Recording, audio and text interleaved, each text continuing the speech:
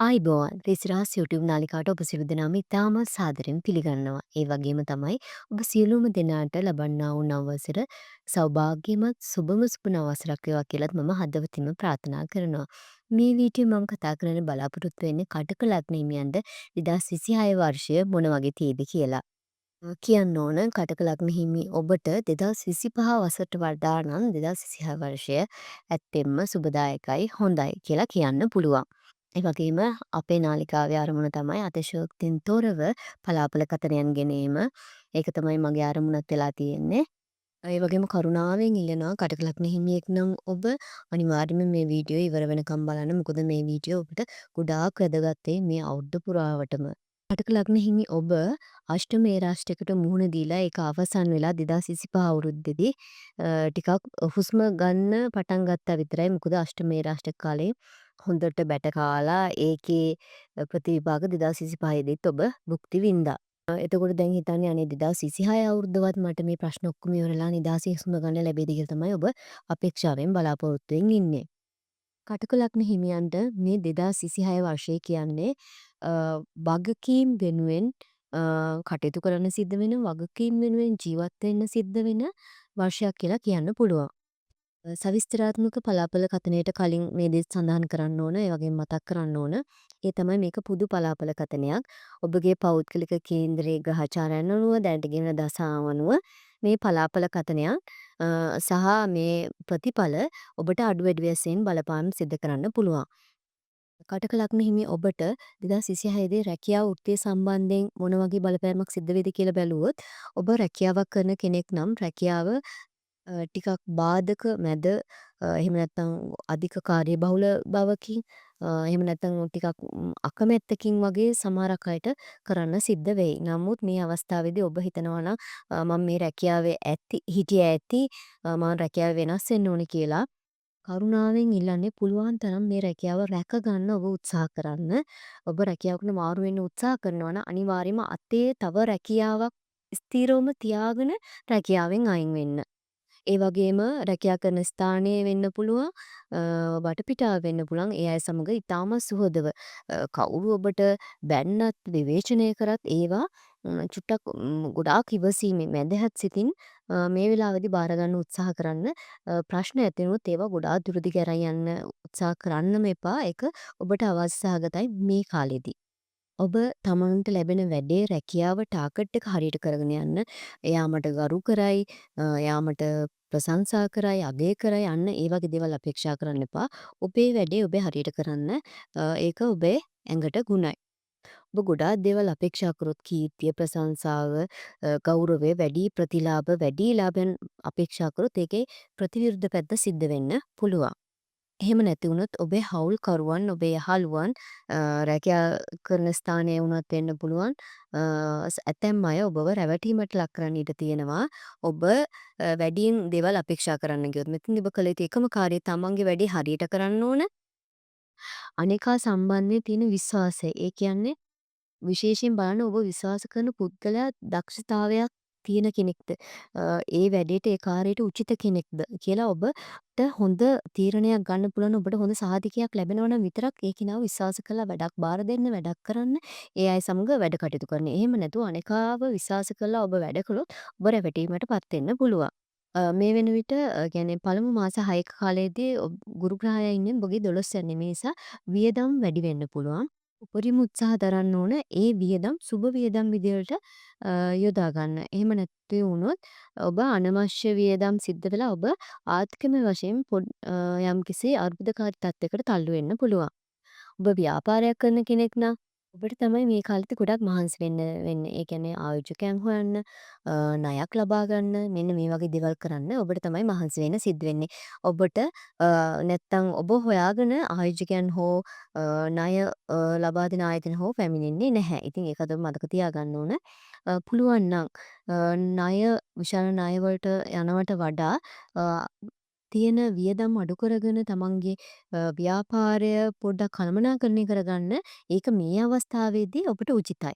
ඔබට හොඳ යහපත් කාලයක් අනාගතයේදී උදා වෙනවා. ඉතින් ඒ කාලෙට ඔබ දැම්මම සූදානම් වෙන එක හොඳයි. ඊට වඩා ලොකු ප්‍රශ්න ගැටලු වලට වැටෙනවට වඩා ඒ කියන්නේ ගැටලු ඇති කරගන්නවට වඩා හොඳයි මේ කාලෙදී ඔබ සාමාන්‍ය මට්ටමකින් තමන්ගේ තත්ත්වය පවත්වාගෙන යනවා නම්. විශේෂයෙන්ම ලොකු ආයෝජන මුදල් යොදවන ආයෝජන වගේ කරනවා නම් අනිවාර්යයෙන්ම හොඳ ගිවිසිම් වලට එළඹෙලා දක්ෂයින් තෝරාගෙන ඔවුන් සම්බන්ධයෙන් සහතිකයක් අරගෙන ඒ ආයෝජන යොමු වෙන්න කියලත් කරුණාවෙන් මේ වෙලාවේදී කටක ලග්න හිමියන්ගෙන් ඉල්ලන්න කැමතියි. ජූනි මාසේ දෙවැනිදා වෙනකොට කටක ලග්න හිමි ඔබගේ ලග්නයේම ගුරු ග්‍රහයා උච්ච වෙනවා. දැන්මයි කියන්න පුළුවන් මේ தත්ත්වය ඔබට ඉතාමත් වාසනාවන්ත තත්ත්වයක් කියලා. නමුත් ඒකෙත් අහිතකර වගේම යම්කිසි අහිතකර ප්‍රතිඵලක් තියෙනවා නැතුවම නෙමෙයි. ඔබ මේ තත්ත්වයන් සම්බන්ධයෙන් හොඳ අවබෝධයකින් හිටියොත් ඔබට යම්කිසි අගතියක් එනවා නම් ඒ දේවල් වලින් වැළැක්වෙන්න පුළුවන්. ගුරු ග්‍රහය උච්ච වුණාට පස්සේ ඔබට යම්කිසි ධෛර්යයක් නම් ලැබෙනවා. ඒ කියන්නේ දෙයක් කරන්න ධෛර්යය ලැබෙනවා. ඒ සඳහා පොළඹවනවා. මේ தත්ත්වය හොඳයි. නමුත් ඔබ නිවැරදි තීන්දුව తీරන ක්‍රියාත්මක කිරීම වෙනුවෙන් පමණක් ක්‍රියාත්මක වෙන්න ඕන. ඒ ධෛර්යය යොදවන්න ඕන.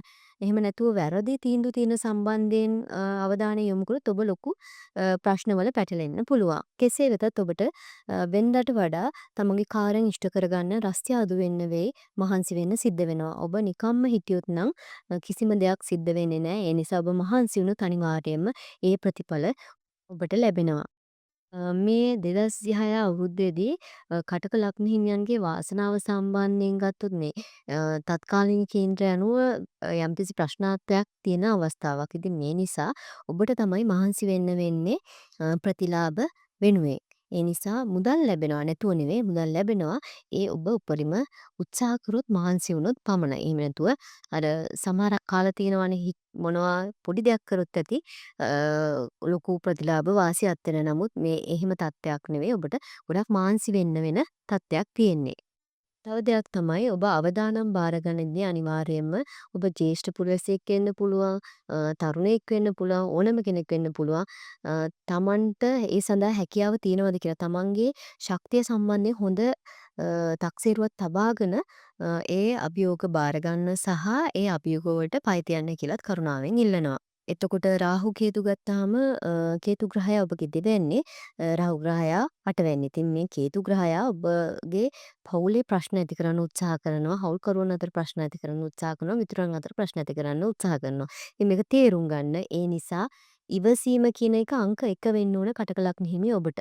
ඔබගේ හිතත් චංචලයිනේ. ඔබ ඒ වගේම කටක ලග්න හිමියන් කියන්නේ ඊටාම ආදරණීය පිරිසක්. පොඩ්ඩක් නැත්තම් වේදනාවටපත් වෙනවා. ඉතින් ඒ නිසා ඉවසන්න. ඒක ඔබට සැනසීමක් ළඟා කරවයි. පවුලේ වුණත් තමන්ගේ අඹු සැමියන් අතර වුණත් පොඩි ප්‍රශ්නයක් ඇති වුණොත් ඒක දුර දිග අරන් යන්න එපා. ඉවසන්න. මේක පොඩි කාලයක්නේ තියෙන්නේ. ඒ කාලේ අවසන් වුණාම ඔය හැමදේම වෙනස් වෙනවා. එතකන් ඉවසන්න.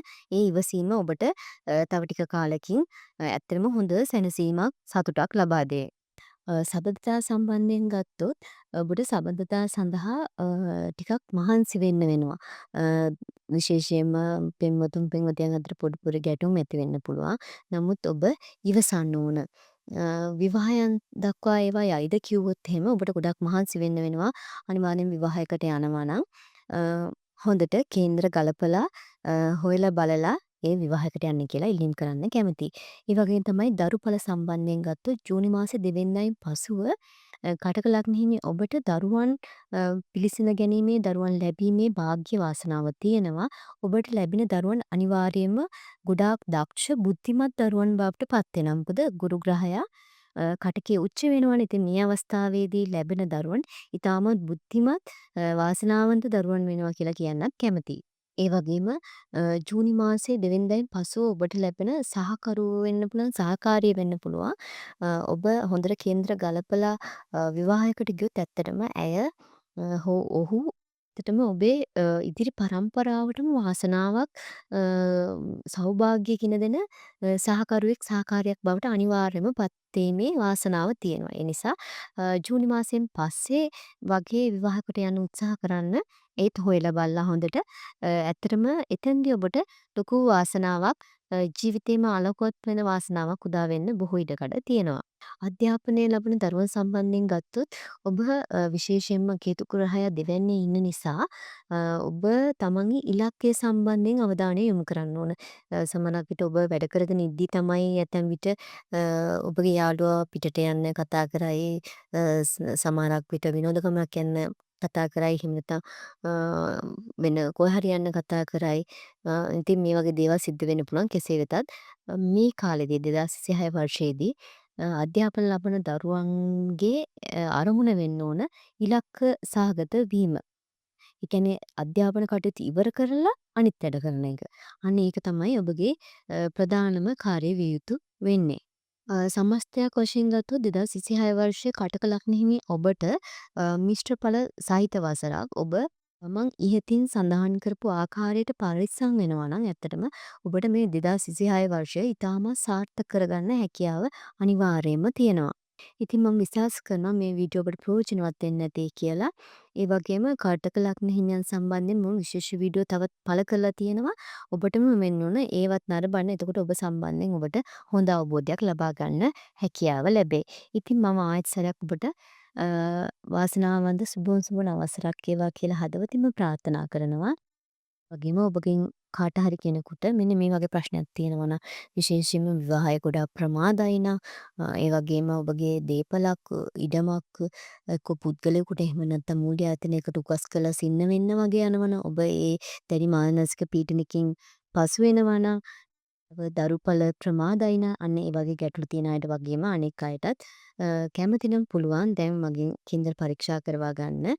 ඒ කේන්දර පරීක්ෂාවක් සමග ඒවට ඉතාම සුදුසු යෝග්‍ය පිළියම් මම ලබා දෙනවා.